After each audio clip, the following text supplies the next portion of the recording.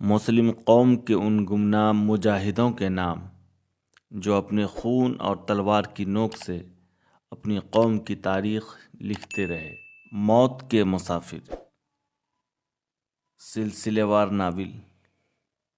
دوستو، آپ سے گزارش ہے صحیح معلومات آپ تک اس یوٹیوب چینل کو زیادہ سے زیادہ سبسکرائب، لائک اور شیئر ضرور کریں۔ 1234 ہجری خزاں کا مہینہ تھا۔ دشت کی گھاس بھوری ہو چکی تھی۔ شمال کی سرد اور کالی آندھیوں کے جھکڑ زمین کی شکست و ریخت شروع کر چکے تھے۔ نیشاپور سے موصل کی طرف جانے والی شاہراہ سنسان اور اداس پڑی تھی۔ دفعتاً شاہراہ پر گرد کے بادل نمودار ہوئے اور بگولوں کی شکل اختیار کرتے ہوئے آسمان کی طرف اٹھنے لگے۔ پھر تنگ اور تاریک پہاڑوں کے ایک درے سے 5000 سپاہیوں کا ایک لشکر نمودار ہوا اور بلند پہاڑوں کی سطح پر جنوب مغرب کی طرف بڑھنے لگا۔ پوری وادی گھوڑوں کی ٹاپوں سے گونج اٹھی۔ لشکر بڑی خاموشی سے سفر کر رہا تھا۔ کسی کی باتیں کرنے کی آواز تک سنائی نہ دے رہی تھی۔ شاہراہ کے دونوں جانب خاکستری رنگ کے املی کے آسیب نما درخت اور خاردار جھاڑیوں سے ٹکراتی ہوئی آندھیوں کے نوحے سنائے جا سکتے تھے۔ تیز کوہستانی آندھیوں میں بنفشے اور جنگل کی خوشبو حلول کر گئی تھی۔ لشکر کے آگے آگے اس کا سالار تھا۔ اس کا نام طواس تھا اور وہ ایک مراکشی مسلمان تھا۔ اس کی داڑھی کے بال زیادہ تر سفید تھے، جس سے اس کی ڈھلتی ہوئی عمر کا پتہ چلتا تھا۔ اس کے باوجود جسمانی لحاظ سے وہ ایک بے مثل نمبر آزما اور فراخ دل شہسوار لگتا تھا۔ اس کے پیچھے لشکر کا نائب سالار تھا، جو کھلی آستینوں والا ایک عرب تھا اور جس کی آنکھیں نیلی تھی۔ اس کی عمر 18 سال سے کسی طور زیادہ نہ تھی۔ اس کی مسیں تک ابھی بھیگی نہ تھی۔ اس کے باوجود جنگل کے درختوں کی طرح تناور اور مضبوط تھا۔ اس کا جسم خوب گٹھا اور بھرا ہوا تھا اور اس کی شعلہ ریز آنکھیں، جو بے حد و کنار تھی، اپنے اندر مقصد اور ذہانت کی گہرائی رکھتی تھی۔ اس کی نگاہوں کا تجسس اس کی شیر کی مانند تھا، جسے جنگل میں گہری نیند سے زبردستی جگا دیا گیا۔ وہ ایک ایسا نوجوان تھا جو موت کے بھیانک اور کریہ چہرے کے سامنے بھی قہقہے لگانے کی جرأت رکھتا تھا۔ اس کا نام امیر بن خزام تھا۔ اس کے پیچھے 2 جرنیل تھے۔ ان میں سے ایک دیوقامت بربری جوان ابو نواس تھا۔ اس کا رنگ ابنوسی تھا اور آنکھوں میں وحشیانہ کشمکش تھی۔ وہ سورج کی طرح روشن اور سمندر کی گہرائی کی طرح مضبوط تھا۔ دوسرا جرنیل جو ابو نواس کے بائیں طرف تھا، ایک ترک تھا جس کا نام حوازن تھا۔ اس کے جسم میں عقابوں کی سی پھرتی، اس کی آنکھیں بھوری تھی جن میں نیلے بھیڑیوں کی سی درندگی تھی۔ یہ دونوں جرنیل اپنے نائب سالار امیر بن خزام سے عمر میں چند برس بڑے تھے۔ یہ وہ دور تھا جب چنگیز خان عرب ایرانی تمدن کی سرحد کا 80% حصہ تحقیق کر کے اپنے مسکن قراقردم واپس جا کر مر چکا تھا، اور تاتاریوں نے 2 برس تک بغیر کسی خاقان کے بسر کرنے کے بعد چنگیز خان کے منجلے بیٹے اور اغدائی خان کو نیا خاقان چن لیا تھا۔ مسلمانوں کے فتح کیے ہوئے علاقوں پر اب ایک بھیڑیا صفت تاتاری جرنیل چارمغاں مسلط تھا، جو مسلم آبادیوں میں اپنی فوج کے ساتھ جگہ جگہ درندوں کی طرح دندناتا پھر رہا تھا، جس کے نتیجے میں خوارزم، سمرقند، نیشاپور، بلخ، بخارا اور دیگر بے شمار شہروں اور چھوٹی چھوٹی بستیوں سے مسلمانوں کے لوٹے ہوئے تباہ حال قافلے موصل، دمشق اور یروشلم کے راستے مصر کا رخ کر رہے تھے۔ طواس، امیر، ابو نواس، حوازن اور ان کے ساتھی بھی وہ لوگ تھے جو تاتاریوں کے ہاتھوں تباہ و برباد ہو چکے تھے۔ انہوں نے دریا یرون کے کنارے ایک دشوار گزار پہاڑی سلسلے کو اپنا مستقر بنا لیا تھا اور یہیں سے نکل کر وہ ان تاتاریوں پر حملہ آور ہوتے تھے جو مسلمان قافلوں کو لوٹ کر ان کا قتل عام کرتے تھے۔ سب نے متفقہ طور پر امیر کے باپ خزام کو اپنا سالار اعلیٰ چن لیا تھا۔ اس کی وفات پر چونکہ اس کا بیٹا امیر کم عمر اور نابالغ تھا، اس لیے طواس کو سالار چن کر امیر کو اس کا نائب مقرر کیا گیا تھا۔ چناؤ کا یہ سارا کام مجلس شورا کے ذریعے ہوتا تھا، اور اب امیر جوان ہو چکا تھا اور اپنے اندر طوفان کی طاقت اور رعد کی دہشت رکھتا تھا۔ لشکر آہستہ آہستہ جنوب مغرب کی طرف بڑھ رہا تھا۔ ان کی رفتار سے پتہ چلتا تھا کہ وہ سب تھکے ہوئے ہیں اور ایک خون ریز جنگ سے لوٹ رہے ہیں، کیونکہ ان سب کے کپڑے خون آلود تھے۔ طواس کی پیشانی پر زخم تھا۔ امیر کے ہاتھ جو ریچھ کے پنجوں کی طرح سخت تھے جگہ جگہ سے پھٹے ہوئے تھے۔ لشکر عرب، بربر اور ترکوں پر مشتمل تھا۔ عرب اور ترک زیادہ تر تاتاریوں کے ستائے ہوئے تھے اور بربروں کو ابو نواس تبلیغ کے ذریعے افریقہ سے لایا تھا۔ لشکر کے پیچھے انگنت خچر سامان سے لدی ہوئی تھی، شاید یہ انہوں نے اپنے دشمن تاتاریوں سے چھینا تھا۔ 5 میل کا فاصلہ اس سطح پر چلنے کے بعد لشکر ایک تدریجی نصیب میں اترنے لگا۔ اب ان کے سامنے پہاڑوں سے گرا ہوا ایک وسیع میدان تھا۔ تھوڑی دور اور آگے جا کر جب لشکر ایک کوہی ندی عبور کر رہا تھا جس کے اندر بمشکل 2 فٹ پانی بہہ رہا تھا، انہوں نے دیکھا ندی کے اس پار سیاہ رنگ کی ایک توانا خچر کے پاس ایک بوڑھی اور ناتواں عورت کھڑی تھی۔ وہ بوڑھی عورت چند قدم ندی کی طرف بڑھی۔ اپنی وہ چادر جو اس نے اپنے جسم اور سر پہ اوڑھ رکھی تھی، اس نے اپنے سر سے کھینچی، اسے اپنے دونوں ہاتھوں پر پھیلایا، پھر اپنے دونوں ہاتھ آسمان کی طرف اٹھاتے ہوئے وہ لشکر کا راستہ روک کر کھڑی ہو گئی۔ جو ہی طواس، امیر، ابو نواس اور حوازن کے گھوڑے پانی سے نکل کر کنارے پر آئے، طواس نے عجیب انداز سے امیر کی طرف دیکھا۔ امیر نے اپنی تلوار کا مزین دستہ پکڑ کر اسے نیام سے کھینچا اور اپنی چمکدار تلوار بلند کر کے اس نے ہوا میں لہرائی۔ اس کے ساتھ ہی ایک عرب جس کے گھوڑے سے نوبت بندھی ہوئی تھی حرکت میں آیا اور 3 بار اس نوبت پر چوٹ لگائی، جس کے رد عمل میں لشکر میں کئی نعرے بج اٹھے اور لشکر ندی کے اندر ہی جہاں تھا وہیں رک گیا۔ طواس نے بڑی نرمی سے اس بوڑھی عورت کو مخاطب کیا، خاتون، تم کون ہو اور ہمارا راستہ کیوں روکا ہے؟ بڑھیا کانپتی ہوئی نحیف آواز میں بولی، کیا میں سمجھوں؟ میرے سامنے شاہینیوں کی وادی کا وہ لشکر کھڑا ہے جنہیں لوگ موت کے مسافر کہتے ہیں اور جو مسلمانوں کے بھولے بھٹکے قافلوں کے ناخدا سمجھے جاتے ہیں۔ طواس اور زیادہ نرم ہو کر بولا، تمہارا اندازہ درست ہے خاتون، ہم ہی موت کے مسافر ہیں۔ بڑھیا کی آواز رقت آمیز ہو گئی، تو وہ پھر خدا جو ہم سب کا خالق ہے، اس سے آج تمہارا امتحان مقصود ہے۔ طواس نے بڑھیا کی ہمت بندھائی، تم بلا جھجک کہو خاتون، ہم موت کے مسافر ہیں اور ہم نے اپنے رب کے ساتھ مذہب و ملت کی حفاظت کے لیے پختہ عہد کر رکھا ہے۔ اس بوڑھی خاتون نے رندھی اور کچلی ہوئی آواز میں کہا، اے شاہینیوں کے وادی کے سالار، یہاں سے 5 میل شمال کی طرف تاتاڑی بھیڑیوں نے مسلمانوں کے ایک بہت بڑے کارواں کو گھیر رکھا ہے۔ وہ انہیں لوٹ کر قتل کر رہے ہیں۔ وہ تمہاری ملت کی ماؤں کے سروں سے ان کے دوپٹے نوچ رہے ہیں، جوان عورتوں کی عصمتوں سے کھیل رہے ہیں اور نوجوان کنواری لڑکیوں کو اپنے ساتھ لے جانے کے لیے رسیوں میں جکڑ رہے ہیں۔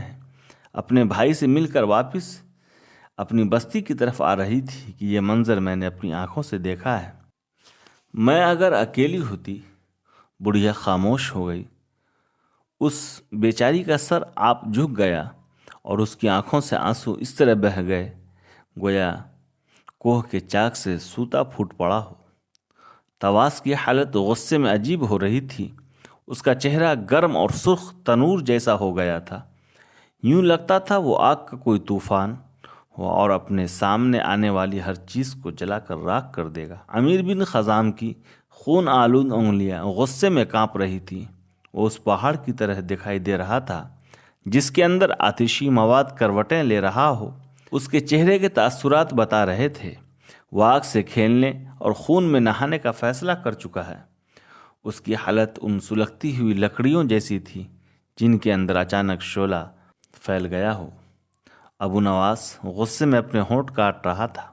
گھوڑے کو اچانک مہمیز لگانے کے لیے وہ بار بار رکاب کے اندر اپنے پاؤں کو حرکت دے رہا تھا۔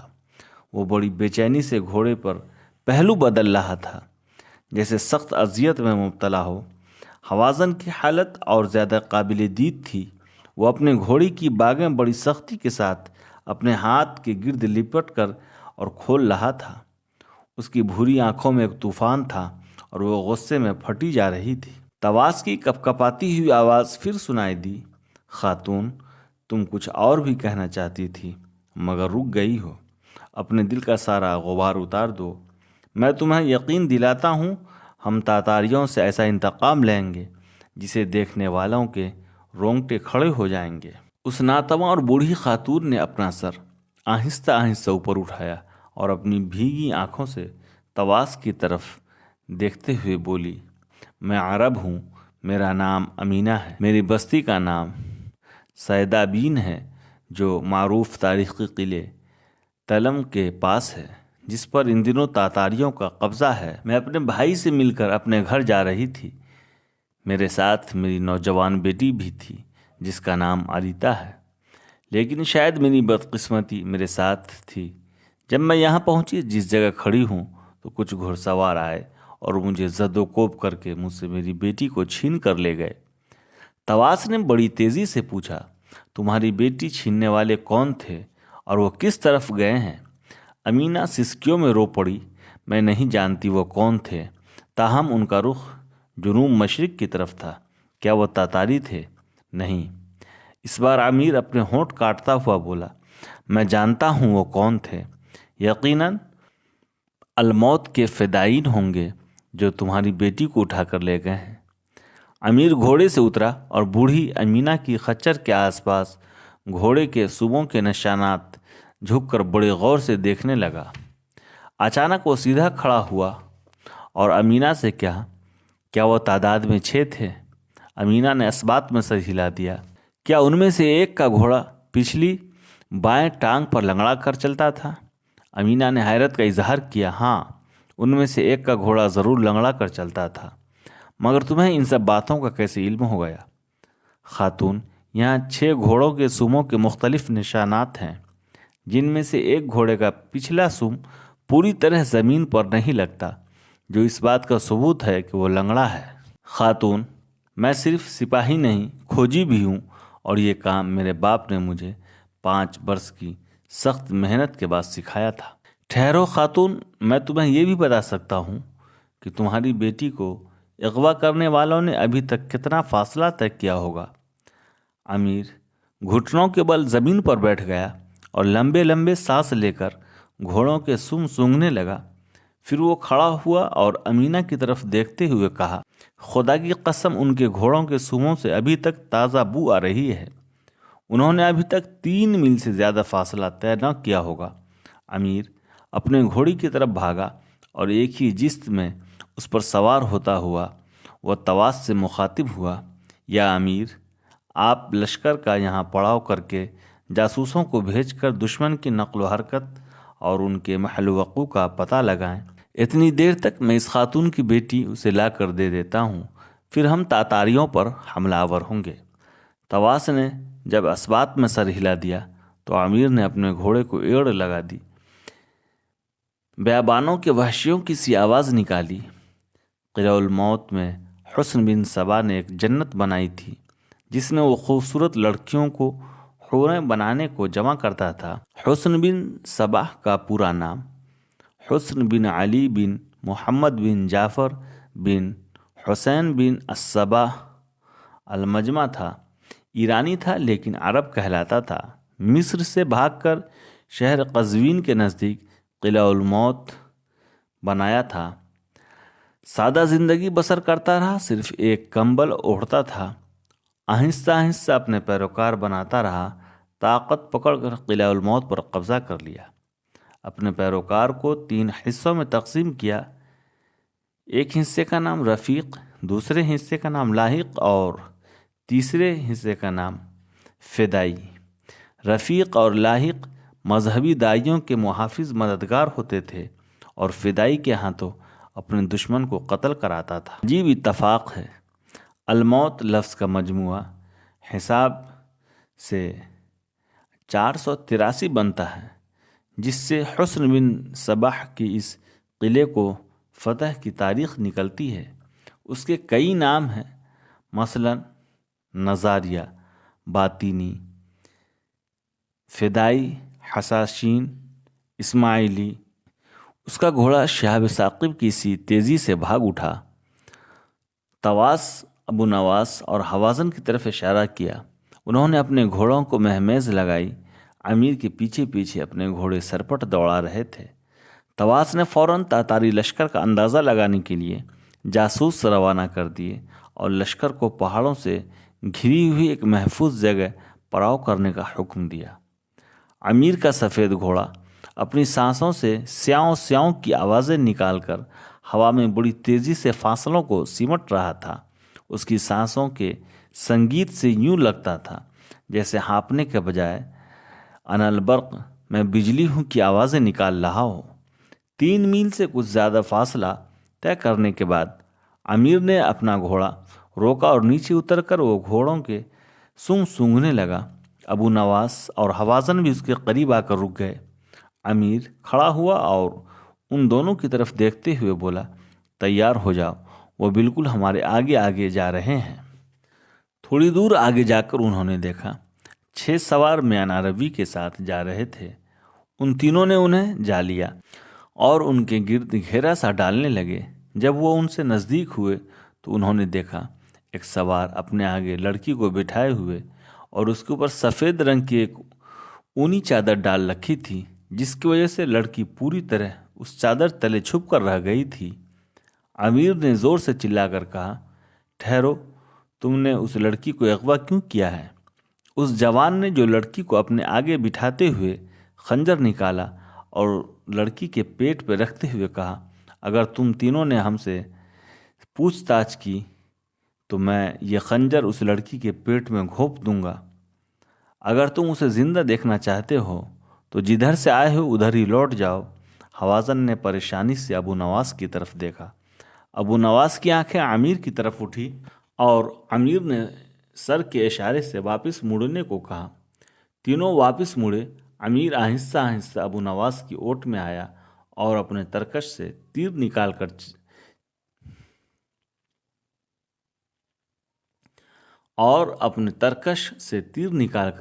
چلا پہ چڑھا لیا۔ پھر ابو نواس ایک طرف ہٹ کر وہ تیز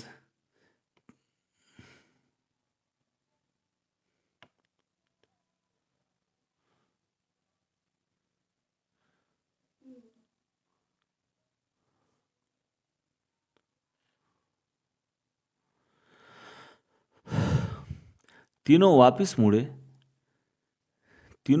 مڑے۔ امیر آہستہ آہستہ ابو نواس کی اوٹ میں آیا اور اپنے ترکش سے تیر نکال کر چلے پہ چڑھا لیا۔ پھر ابو نواس سے ایک طرف ہٹ کر وہ تیز پرواز شہباز کی طرف مڑا اور تیر چلا دیا۔ تیر اس جوان کی کنپٹی میں گھس گیا جو لڑکی کو اپنے آگے بٹھائے ہوئے تھا۔ گھوڑی کی باگیں اس کے ہاتھ سے چھوٹ گئی اور وہ نیچے گر گیا۔ لڑکی بھی گھوڑے سے گر کر ایک طرف لڑھکتی ہی چلی گئی۔ ان تینوں نے اپنی تلواریں نکال لی اور عقابوں کی طرح فدائین پر ٹوٹ پڑے۔ اپنی بھیانک آوازوں میں تینوں نے ایک ساتھ اللہ اکبر کی صدائیں بلند کی اور اس طرح حملہ آور ہوئے جس طرح بھیڑیے گورخر کا شکار کرتے ہیں۔ لڑکی ایک طرف ہٹ کر کھڑی ہو گئی۔ اس کے اوپر سے چادر اتر چکی تھی۔ اس کے منہ پر کپڑا بندھا تھا اور دونوں ہاتھ بھی پشت پر بندھے ہوئے تھے۔ وہ بڑے غور سے حملہ آوروں کی طرف دیکھ رہی تھی۔ آن کی آن میں ان تینوں نے 3 فدائین کو ختم کر دیا۔ اب مقابلے پر 2 رہ گئے تھے۔ امیر نے ہاتھ کے اشارے سے ابو نواس اور حوازن کو رکنے کے لیے کہا۔ وہ ایک طرف ہٹ کر کھڑے ہو گئے۔ اب وہ اکیلا دونوں کی طرف تھا۔ اس کی آنکھوں میں آگ اور خون کا پیغام تھا، اور ان دونوں کی طرف وہ یوں دیکھ رہا تھا جس طرح سانپ اپنے شکار کی طرف دیکھتا ہے۔ وہ ان دونوں کے درمیان آیا اور ایک جھٹکے کے ساتھ گھوڑے کی لگام کھینچنے کے بعد اس نے سامنے والے پر حملہ کیا۔ اسی لمحہ امیر کے گھوڑے نے اپنی دونوں پچھلی ٹانگوں کی دو لتی پوری قوت کے ساتھ دوسرے کے گھوڑے کو مار دی، اور اس کا گھوڑا اچانک ٹھوکر کھانے والے ٹٹو کی طرح زمین پر گر گیا۔ سامنے والے کی گردن کاٹنے کے بعد امیر جب مڑا تو دوسرا زمین سے اٹھنے کی کوشش کر رہا تھا۔ امیر نے فوراً اپنا نیزہ سنبھالا اور گھوڑے پر بیٹھے ہی بیٹھے اس کی چھاتی میں پیوست کر کے اسے بھی ڈھیر کر دیا۔ امیر لڑکی کے پاس آ کر گھوڑے سے اترا، خنجر نکال کر اس کے بندھے ہوئے ہاتھوں کی رسیاں کاٹی اور اس کے منہ سے کپڑا ہٹانے کے بعد پہلی بار غور سے اس کی طرف دیکھا۔